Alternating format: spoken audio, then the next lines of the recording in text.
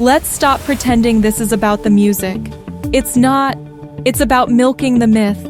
One last time, before we get into the lazy set lists, the recycled merch, the tension behind the smiles, don't forget to subscribe, because we're about to pull back the curtain on the greatest fantasy in British rock. The legend of Oasis is just that, a legend, built on swagger, fights, and one massive album. Definitely Maybe came out in 1994, and yes, it changed everything. But it also created a monster, a band that peaked early and spent the rest of their career chasing their own shadow.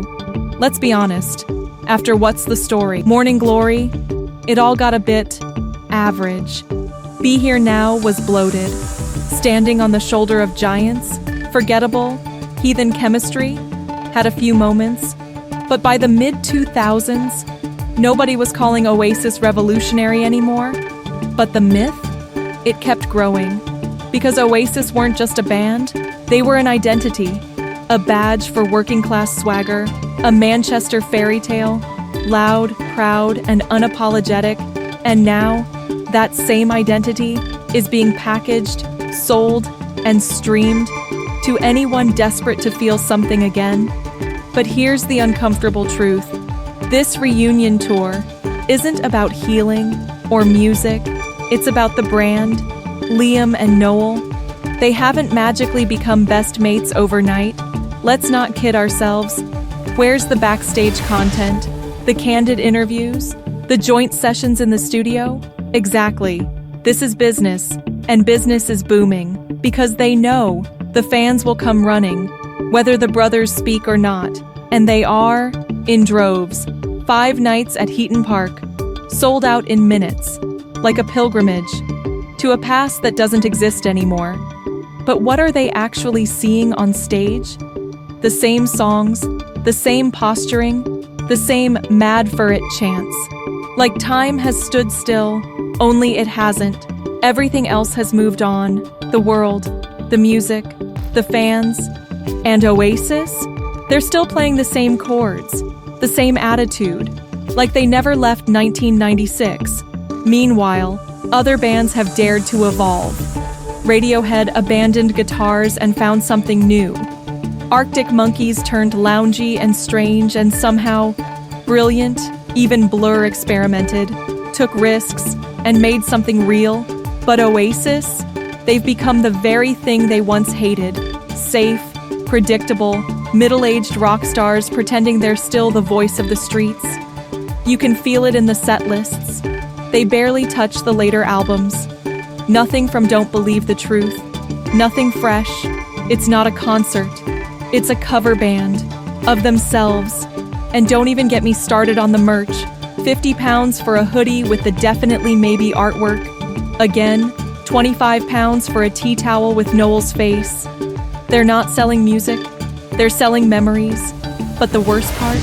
The emotional manipulation. They know exactly what they're doing. They know the fans miss that time. The Britpop era, the working class cool, the pint-swinging euphoria of singing Don't Look Back in Anger with your mates. And they're bottling it, turning it into a product, and charging you to relive it.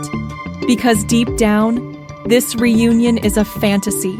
It lets fans pretend the past never ended, that they're still young, still rebellious, still mad for it. But look closer, you'll see the cracks. Liam and Noel still don't follow each other, still don't speak, still throw shade in interviews. This isn't forgiveness, it's a business arrangement, dressed up as redemption. And the fans? We're playing along because we want to believe in the power of brotherhood, in second chances, in the idea that music can bring people back together. But maybe it can't. Maybe Oasis were always destined to burn out, not fade away. And this comeback is just the embers being sold as fire. Let's talk fan reactions. Some are overjoyed, tears in their eyes, shaking in the crowd. But others are already whispering, "Is this all they've got?" You feel it? That lingering disappointment, that subtle letdown, when the lights go up and you realize you just watched a museum piece Because nostalgia is powerful, but it's not progress. You can wrap it in fireworks, you can crank up the amps, but if there's nothing new, it eventually rings hollow. And Oasis, they're not adding anything. They're just repeating themselves, louder. Even Liam, with all his solo success, seems to know this. His last tour had more energy, more unpredictability, more life. But this reunion, it's safe, it's static, it's hollow. So why do we keep buying it? Because we miss the past, because we miss who we were.